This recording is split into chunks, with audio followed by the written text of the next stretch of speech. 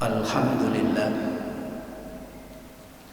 alladzi amarna bil a'mali sholihati linaili sa'adati fil hayati dunya wal akhirah. Asyhadu an la ilaha illallah wa asyhadu anna Muhammadan abduhu wa rasuluh. Allahumma salli wa sallim wa barik ala nabiyyinal karim Muhammadin wa ala alihi wa sahbihi ajma'in, amma ba'd. Para jamaah rahmatullah, alhamdulillah, marilah kita senantiasa mensyukuri berbagai karunia Allah. Meskipun syukur ini berulang kali diingatkan kepada kita semua, sebab memang syukur itu sesuatu amal yang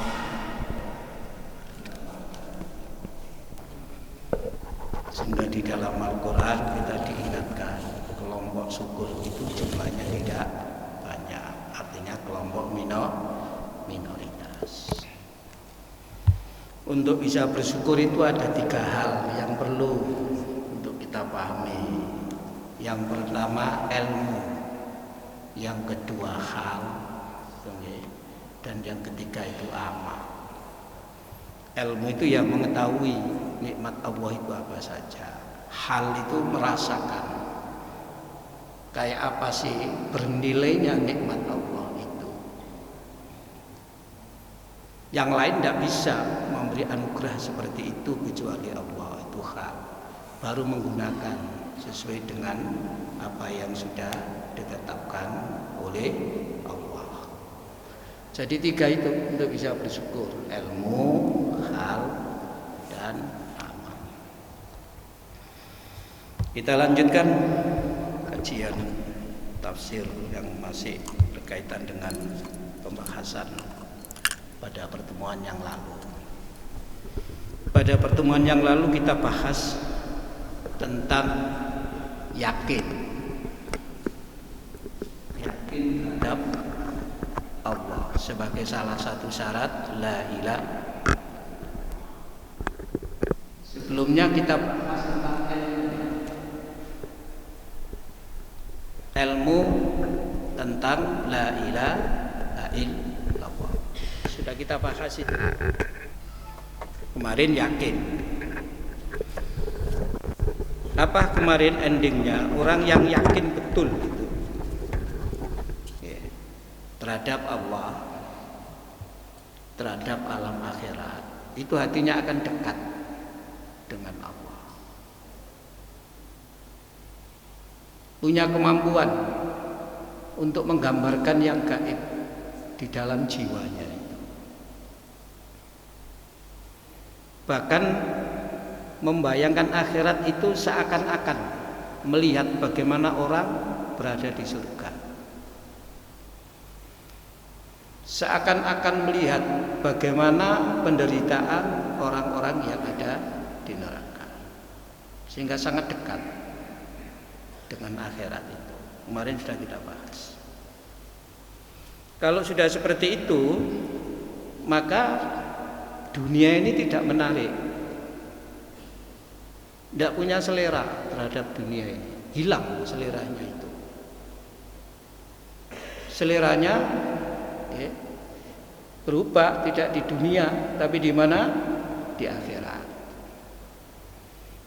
Sehingga dunia ini dikuasai tapi tidak mendunia, mengakhirat.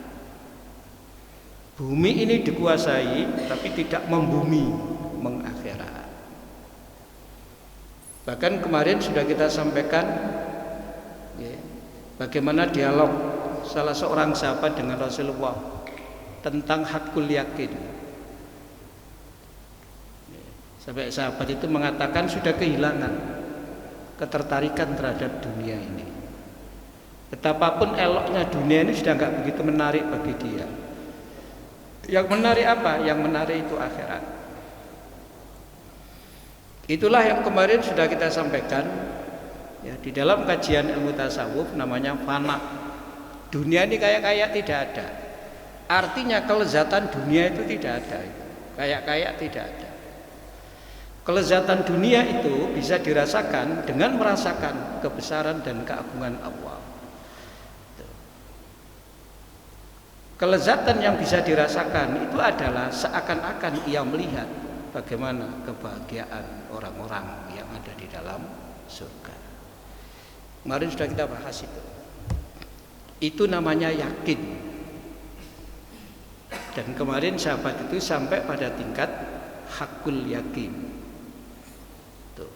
Sebab beliau mengatakan, Rasulullah, saya sudah kehilangan selera terhadap dunia. Tuh. Setiap hari kesenangannya itu beribadah kepada Allah. Dan beribadah itu adalah mengamalkan amalan di dalam beragama ini yang didasari 5 hal. Kemarin sudah kita sampaikan itu 5 hal.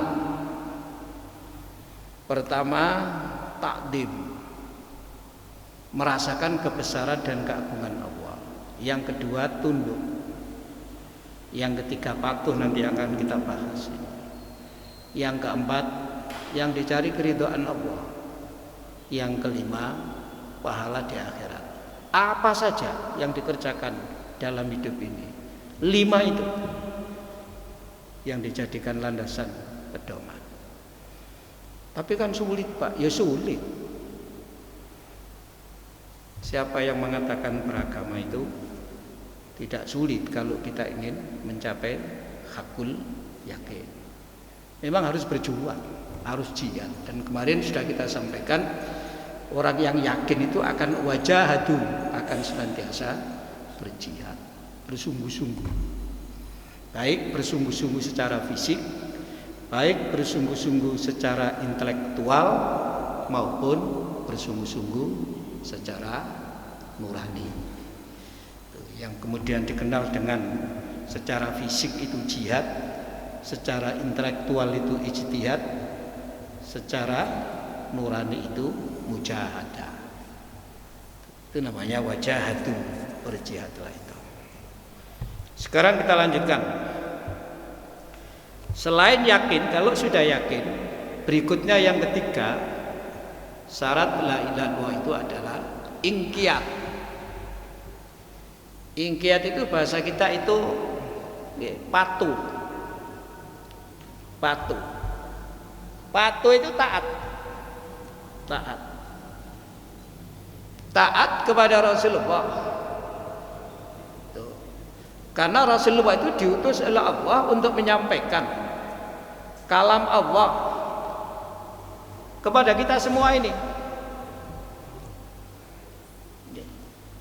Jadi taatnya itu taat kepada Rasul, otomatis taat kepada Rasul itu ya taat kepada Allah.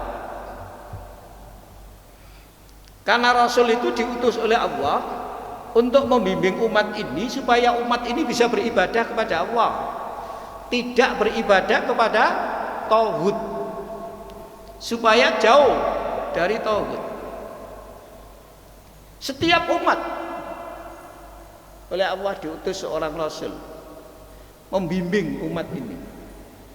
Rasulullah Muhammad SAW itu membimbing kita. Makanya Rasulullah itu jadi suri tauladan. Sehingga bagaimana mengamalkan ajaran agama, para sahabat itu melihat kehidupan Rasulullah. Bagaimana Rasulullah berucap, berbicara, bagaimana Rasulullah bertindak, semua. Karena Rasulullah itu insan kamil, tuh. Manusia yang sempurna Rasulullah itu. Cacatnya itu nggak ada. Bahkan sebelum diangkat menjadi Rasul, track recordnya itu luar biasa bagus.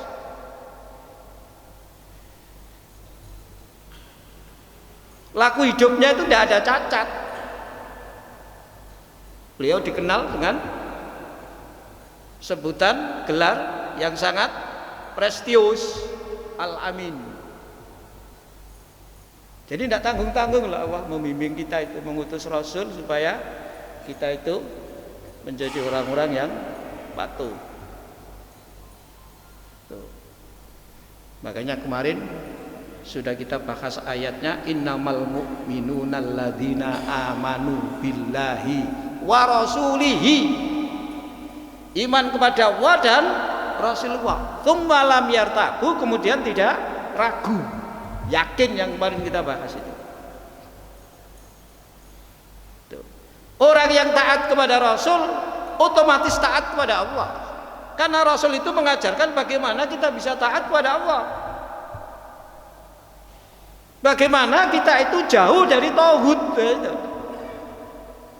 Tauhid itu dari kata tagha. Tagha itu melampaui batas. Tauhid itu terkadang dimaknai dengan berhala. Itu tauhid. Tapi tauhid itu karena melampaui batas, itu bisa ada pada diri kita. Kalau sikap kita melampaui batas terhadap ketetapan Allah, kita berarti tagha. Yang kita lampaui itu namanya tauhid. Yang kita lampaui itu, yang mendorong kita untuk melampaui batas itu namanya tauhid. Jauh dari itu. Sehingga hidup ini menyerah kepada Allah, pasrah. Dan itu inti Islam itu ya di situ. Maka Allah berfirman, nah, monggo dibuka Pak, surat Luqman ayat 31. Saya sudah mengantarkan sampai pada ayat ini. Itu ada ayat surat Luqman surat 31 ayat 22. Nanti ada surat, sudah ketemu surat 31. Mbun. Ayat 22. Monggo dibaca.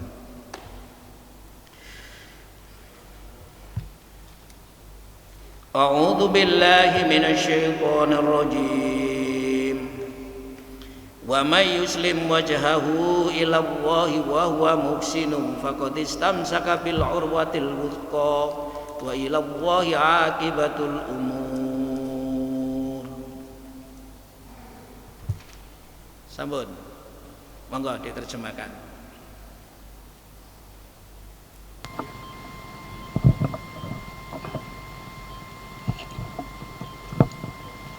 Dan barang siapa belum tahu, saya terjemahkan dulu. Wa may yuslim wajhahu ila Allah, barang siapa yang menyerahkan dirinya kepada Allah. Sambut. Dan barang siapa berserah diri kepada Allah, sedang dia orang yang berbuat kebaikan, maka sesungguhnya dia telah berpegang kepada buhul yang kokoh. Hanya kepada Allah kesudahan segala urusan. Wa may yuslim wajhahu ila Allah, siapa yang berserah diri, menyerah, tunduk, patuh, taat kepada Allah, gak neko-neko hidup ini gitu loh. Bagaimana Allah mengatur kehidupan kita? Kita berusaha untuk kita ikuti. Allah perintah begini, kita upayakan. Kalau kemudian para ulama menetapkan itu wajib, kita pahami wajib itu, kita perjuangkan, jangan sampai ditinggalkan. Pokoknya berserah. Dan kita nggak merasa terpaksa melaksanakan perintah itu. Karena wajahahu, hidup kita ini sudah kita serahkan kepada Allah. Wajahahu itu ya wajah. Wajah itu artinya hidup ini. Enggak tolak-toleh, hanya kepada Allah. Sehingga penyerahannya itu tulus. Penyerahannya itu ikhlas. Tidak karena apapun. Semata-mata ingin memperoleh keridhaan Allah dan mendapatkan pahala dari yang saya sampaikan itu dari Allah. Pokoknya menyerahlah, nurut. Wis gak kakean model. Kalau perintah itu sunnah, bukan kemudian kita sepelekno, malah sunnah aja kok tidak begitu. Meskipun sunnah itu perintah Allah, perintah Rasulullah. Tuh. Rasulullah itu orang terbaik, kok disepelekno bagaimana? Insan kamil, manusia yang sempurna. Apalagi yang disampaikan itu wahyu Allah. Terkadang kita ini tidak merasa nggak merasa berdosa. Kalau nyepelek itu. Kita ini terkadang merasa biasa-biasa aja lah gitu. Ketika kita masih belum berserah diri sepenuhnya itu. Masih terkadang kita ini kayak dipaksa gitu. Sholat maghrib itu gak dipaksa, aku gak sholat. Akhirnya sholat itu balik ngeremeng gitu. Apalagi sholat sudah agak tergesa-gesa, ketok dipaksa, imamnya baca surat agak panjang, waduh ngerubah mengtok ya. Itu sholat sedih itu namanya, bukan sholat bahagia itu. Sehingga loss lepas karena apa? Dalam menjalankan agama itu hanya taat kepada Allah, tulus. Beragama itu lepas, nggak ada yang mengikat dirinya kecuali Allah. Tuh. Bukan karena A, B, C, D, C, enggak. Lepas, merdeka lah orang itu, yang mengikat dirinya hanya Allah. Makanya ketundukan, kepatuhan kepada Allah didasarkan takdim kepada Allah, yakinnya kepada Allah itu menjadikan orang itu lepas dalam hidup ini. Lepas sudah apa Pak ya? Ya beban semua dikembalikan pada Allah. Wong hidup ini hanya menjalani gitu saja. Itu nggak ruwet-ruwet hidup ini. Gitu. Kalau Allah bilang begini, sudah mau yang bilang dikerjakan semampunya.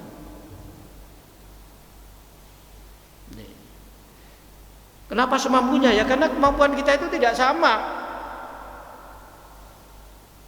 Sehingga Allah menegaskan, kalau kamu berusaha menjadi orang bertakwa, ya sesuai dengan kemampuanmu. Tapi bukan kemudian dari wong Jawa itu nyepelekno, tidak. Wa may yuslim wajhahu lillah. Berserah diri kepada Allah secara total. Sehingga berusaha menjadi muslim yang kafah. Berusaha. Maka selalu dikoreksi dirinya itu. Sehingga senantiasa mohon kepada Allah. Dalam sholat saja doanya Nabi Ibrahim selalu dibaca. Rabbi ja'alni muqimas shalah. Ya Allah, berikan kami ini kemampuan untuk bisa mengerjakan sholat yang sebaik-baiknya. Bahkan secara umum wa husni ibadatika, itu sebaik-baik ibadah kepadamu, mohon kepada Allah. Dan merasa belum baik di hadapan Allah. Ada yang merasa malu kepada Allah. Karena hidupnya kan harus patuh kepada Allah, dirinya itu begitu dalam hatinya. Loh, salah besar dia, menyalahkan dirinya dengan kesalahan yang besar. Bahkan sampai mengatakan bodoh itu, jahiliyah saya ini. Kalau saya tidak berusaha betul, aslama wajhahu lillah. Itu namanya koreksi diri Pak itu. Okay. Quran kan mengingatkan kita. Tidak tahu dulu pernah kita bahas, fala tuzakku anfusakum. Kamu itu jangan merasa bersih dirimu. Sebab Allah itu yang paling tahu siapa di antara kamu itu yang paling bertakwa. Itu Allah yang paling tahu. Kita berusaha ke sana. Maka kita ini dianjurkan untuk saling membantu dan saling mendoakan, saling memberikan nasihat. Wa tawasau bil haq. Dalam arti yang lebih global, wa ta'awanu 'alal birri wat taqwa. Tolong menolonglah kamu dalam birun. Birun itu kebaikan yang berkualitas tinggi, birun itu. Sehingga amal-amal birun itu amalnya orang-orang bertakwa. Karena kualitasnya tinggi, karena manusia itu derajatnya paling mulia dan paling tinggi, paling penting di hadapan Allah itu ya takwa itu. Bahkan waliullah itu ya takwa itu. Meskipun takwa itu sering ya kita anggap sederhana, takwa itu sudah biasa kita ucapkan, kita dengar, diterangkan di sana sini. Tapi Al-Quran menegaskan itu yang paling mulia di sisi Allah itu. Wa may yuslim wajhahu, berserah diri Pak secara total kepada Allah. Hidup itu menyerah kepada Allah. Sekak neko-neko lah gitu kita itu. Suruh bekerja, suruh bekerja yang baik, gitu aja sudah.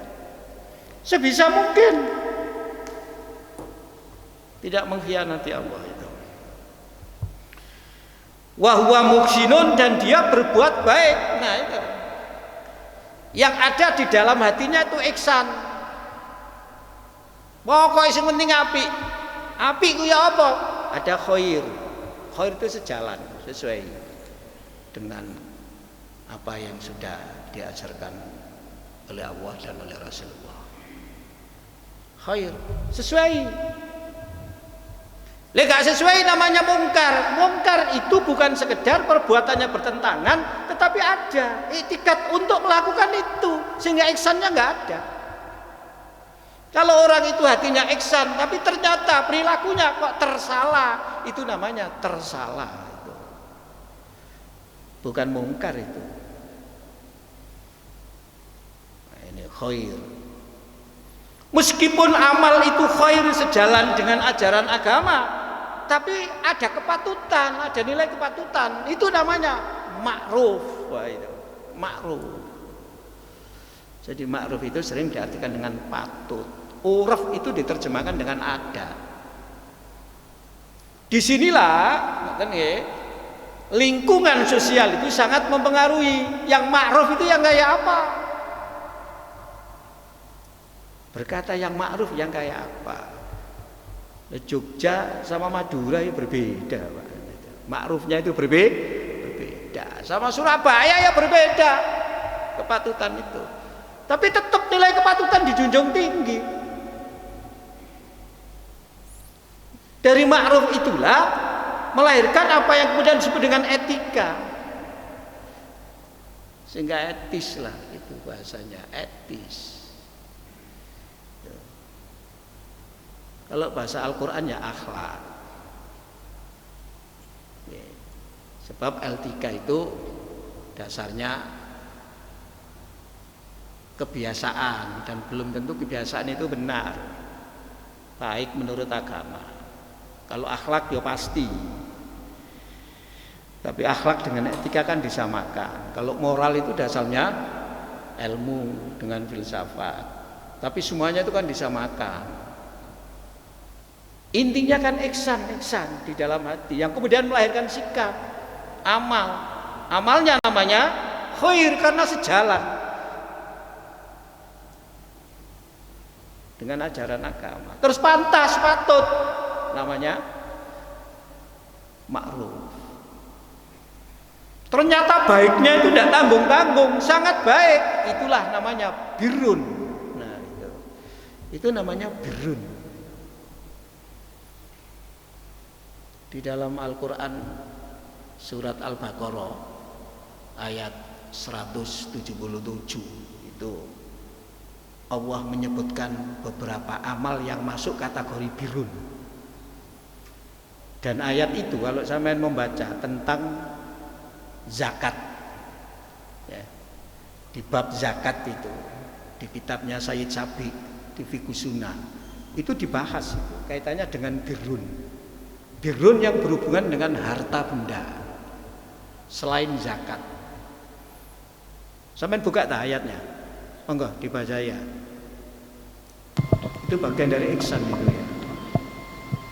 Kebajikan itu bukanlah menghadapkan wajahmu ke arah timur dan ke barat, tetapi kebajikan itu ialah orang yang beriman kepada Allah, hari akhir, malaikat-malaikat, kitab-kitab, nabi-nabi, dan memberikan harta yang dicintainya kepada kerabat, anak yatim, orang-orang miskin, orang-orang yang dalam perjalanan, peminta-minta, dan untuk memerdekakan hamba saya yang melaksanakan sholat dan menunaikan zakat.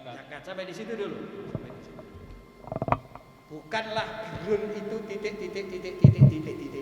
Walakinnal birru, Tetapi birrun itu adalah disebutkan antara lain memberikan harta yang masih dicintai kepada kerabat. Harta yang masih dicintai. Dan ketika memberikan itu, dasarnya di dalam hati itu ihsan. Ihsan itu apa? Bukan menolong, bukan membantu, bukan memberi. Tapi apa ihsannya di situ? Menyerahkan apa yang jadi hak mereka. Jadi nggak ada di dalam hati namanya kontak tolong, itu nggak ada. Oh ihsan. Lo padahal nolong lo itu, padahal membantu itu. Padahal memberi itu. Tapi ihsannya di dalam hati itu sebagai bagian dari birrun itu tidak ada. Tapi apa? Ini hak kamu, aku berikan. Lu siapa yang menetapkan hak? Allah. Lu nurut aja be Allah. Enteng. Soal engko kon temari tak kei kon ngene apa ngene urusanmu. Itu urusan kamu itu. Urusan saya dengan Allah, enggak urus dengan kamu. Karena ini hak kamu tak berikan. Lo padahal itu lo membantu, jelas membantu itu, jelas menolong gitu. Tapi Al-Quran mengatakan begitu. Wa atidal qurba haqqahu, berikan kepada kerabat apa yang jadi haknya. Wal miskin, juga terhadap orang miskin. Wa benas sabil, dan terhadap ibnu sabil. Itu birrun, Pak. Ya tadi gampang apa mboten, Pak? Lah. Wong ngekeki kadang sulit tok. Meskipun saudara, meskipun kerabat. Apalagi kemudian ketika memberi itu di dalam hati tidak punya pikiran memberi, membantu, menolong, tapi justru memberikan apa yang menjadi haknya. Itu namanya ihsan. Yang kemudian dikenal dengan birrun. Birrun itu kepada yatim, kepada miskin, ya, tuh, kepada ibnu sabil, kepada orang yang minta-minta. Berikutnya ayat berikutnya itu baru bicara dan mendirikan sholat, mengeluarkan zakat. Nah, itu berikutnya. Lo ternyata bukan sholat dulu di situ di ayat itu loh, birrun itu.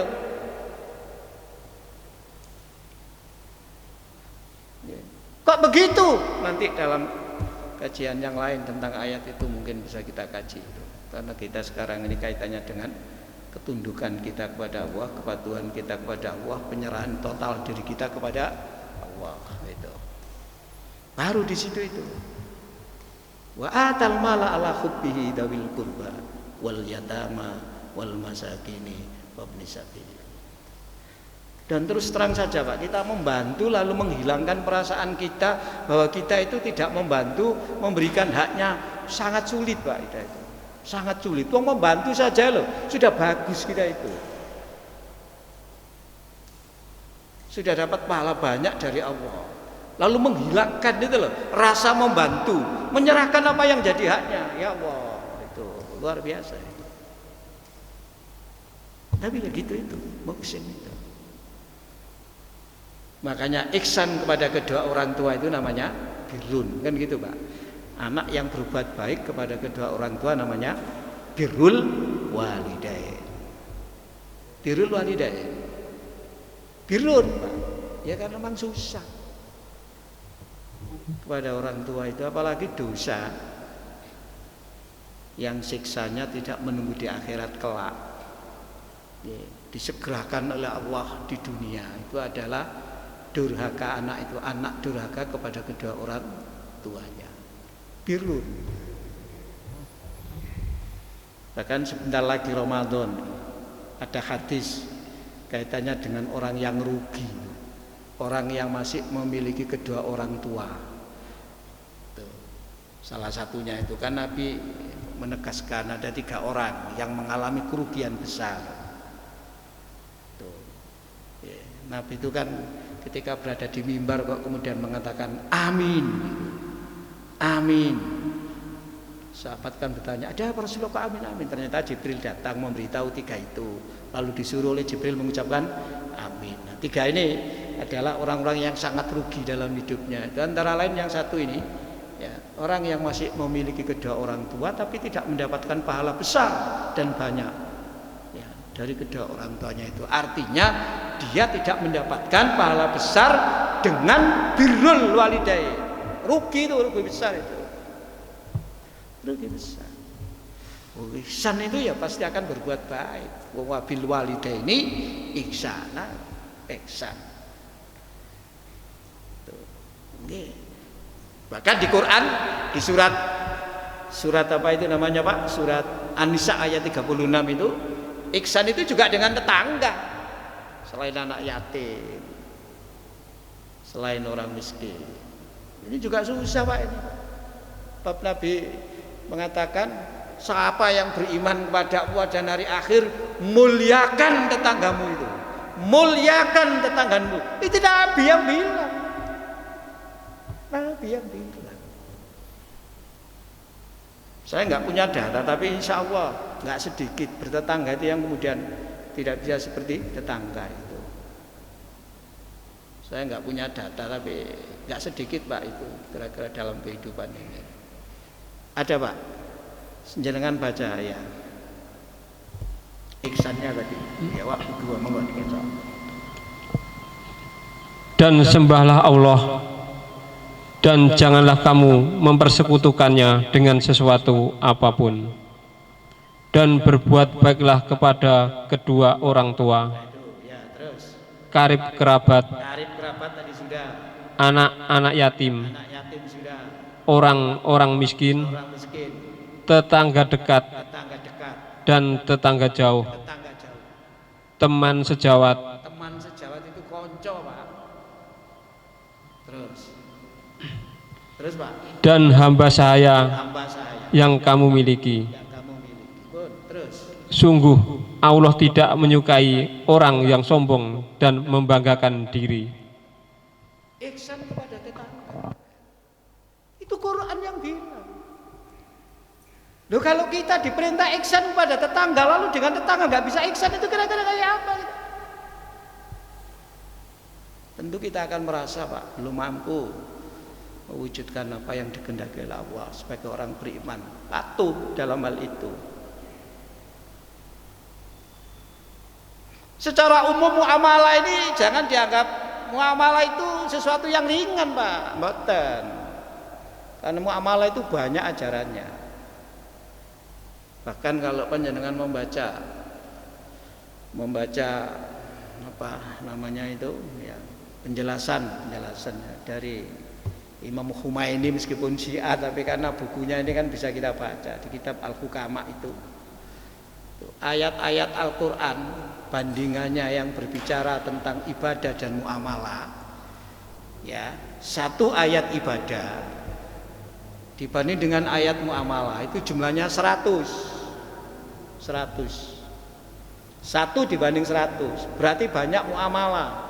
Tapi muamalah ini bukan berarti tidak punya konsekuensi pahala. Loh, banyak, besar pahalanya. Bertetangga itu kan bermuamalah itu. Diberi ajaran prinsip. Dan hadisnya nggak 1 2 loh Pak, itu banyak. Sampai ada rincian itu di situ. Kamu belum sempurna imanmu kalau kamu masih sering mengganggu tetanggamu gitu.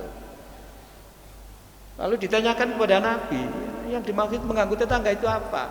Ya, kamu suka membicarakan gangguan lisanmu, gangguan tanganmu, akhirnya tidak bisa ihsan Pak. Kalau di desa kan dengan tetangga itu, karena di desa itu masyarakatnya gotong royong kayak satu kesatuan, sangat berbeda dengan di kota. Kota itu kan heterogen orangnya, jadi macam-macam. Isaknya jam berapa? Kurang berapa menit? 7 menit lagi. Saya kira itu Pak ya. Jadi setelah yakin dituntut untuk pasrah, tunduk, patuh.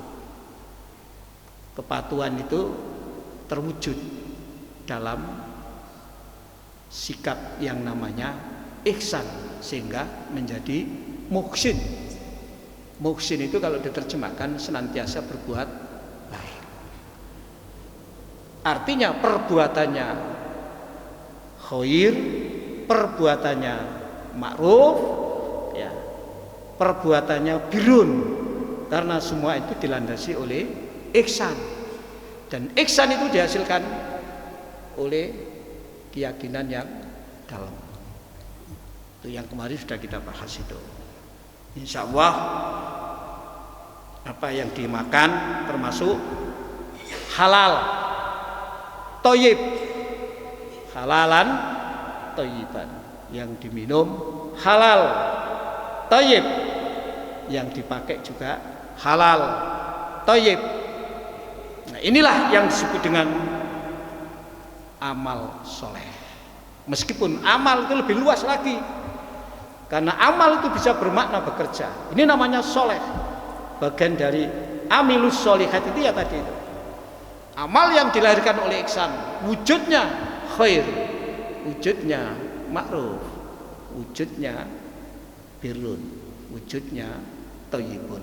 Dan semua itu diterjemahkan dengan baik, gitu loh. Diterjemahkan dengan baik. Tapi ada proporsinya masing-masing, itu ada. Mungkin ada yang didiskusikan. Monggo, Pak. Masih ada 5 menit. Nggih, monggo, Pak. Saya mau tanya, Assalamualaikum warahmatullahi wabarakatuh. Saya kan tidak punya orang tua, tapi ada orang tua mertua, Pak. Sama dengan kebaikannya, patuh dan taat pada orang tua mertua, Pak. Sudah, Pak. Apakah berbuat baik kepada mertua itu sama dengan berbuat baik kepada kedua orang tua? Sama persis enggak, tapi kalau sama iya itu. Artinya sama-sama berbuat baik. Tapi kalau persis mboten. Itu Pak ya, itu ya. Kalau persis enggak. Tapi kalau sama iya. Sama iya. Kalau persis enggak. Bahwa sama-sama berbuat baik iya. Apalagi kalau kita ikuti, ya, bahwa orang tua itu adalah ada orang tua yang melahirkan dan orang tua yang menikahkan. Ya, karena orang tua kita sendiri yang melahirkan, ya Pak. Itu. Sementara ini orang tuanya ibu, orang tuanya istri, kan gitu. Orang tuanya suami, ibunya istri, ibunya suami. Sama Pak, kita dituntut berbuat baik meskipun tidak persis sama kayak. Tuh. Makanya terkadang ada pertanyaan, Ustadz, saya ini harus memilih siapa, istri apa orang tua, kayak gitu. Loh, kok bisa begitu, itu gimana ceritanya? Kok bisa memilih gitu? Ya kalau memilih itu memang sulit sampean goleki dulu sebelum sampean memilih. Itu ada yang silih genje itu berarti dalam keluarga sampean itu. Antara panjenengan dengan istri atau panjenengan dengan suami itu tidak satu visi terhadap orang tua. Mestinya visinya sama. Apa visinya? Ya berbuat baik, birrun. Itu visinya. Nanti visinya, langkahnya ini didiskusikan. Kadang-kadang visinya sama, misinya enggak. Ketika memberi kepada ibunya ini, iki iri, gitu. Akhirnya jadi persoalan. Jadi persoalan Pak kadang-kadang dalam tataran aplikasi itu. Tapi insya Allah kalau sama-sama, ya, sama-sama birrun sebagai ketundukan kepada Allah itu, insya Allah Pak itu nggak ada masalah. Malah justru kalau ada istrinya berbuat baik kepada kedua orang tuanya, ya, apalagi juga kepada mertuanya, itu alhamdulillah. Karena memang itulah ajaran agama itu begitu. Tuh. Ya, tapi kalau kemudian ya, terjadi persoalan, ada yang silih genje Pak itu. Sehingga ada istri nggak bisa apa, akrab dengan mertua kan gitu ya, itu anak sing cilik iki wong tuane kok gak iso akrab betul sih, tidak ndak mulai kecil, tapi kan birrulnya tetap dituntut itu loh Pak, ihsannya kan tetap harus ada. Memang akrab betul ya nggak bisa seperti ya anaknya sendiri yang mulai kecil itu loh digendong, ini ndak ketika dewasa saja itu. Ya, tapi paling tidak kalau prinsip itu ditegakkan insya Allah Pak, nggak ada masalah itu, saya kira begitu. Dan indah loh Pak itu, kalau kedua orang tua itu baik mertua maupun orang tua itu ya bisa diperlakukan dengan baik. Ada teman itu sampai meninggal itu orang tuanya, mertuanya dan orang tuanya itu dijadikan satu rumah Pak. Pokoknya jenengan di sini saya ngeramut sama istri saya, sampean trimo ya apa sing tak wae, saya akan berusaha sebaik-baiknya. Sampeyan ini apa-apa gak usah kadek rasan-rasan, minta wae terus terang. Aku kepengin gini, sampeyan njaluk gak apa-apa. Sepanjang saya bisa saya akan usahakan sampeyan. Bahkan kadang-kadang ya dalam satu rumah itu kadang-kadang ada irinya kan ada. Ya, itu anak mantu jadi kayak begini kan itu sudah buka semua itu. Sampai meninggal, Pak. Sampai semuanya meninggal itu. Nggih. Terakhir kemarin ibu yang laki-laki itu yang meninggal. Terakhir itu bapaknya nggak ada, tinggal ibunya, dua-duanya ibunya itu di situ. Itu saya juga salut itu. Jadi ibu mertua sama ibunya sendiri itu diletakkan dalam satu rumah, supaya menurut dia sekalian saya harus merawat gitu. Nah, tapi ngono ya ono sing nggak iso Pak gitu. Saya kira begitu jawabannya. Demikian, kurang lebihnya mohon maaf. Assalamualaikum warahmatullahi wabarakatuh.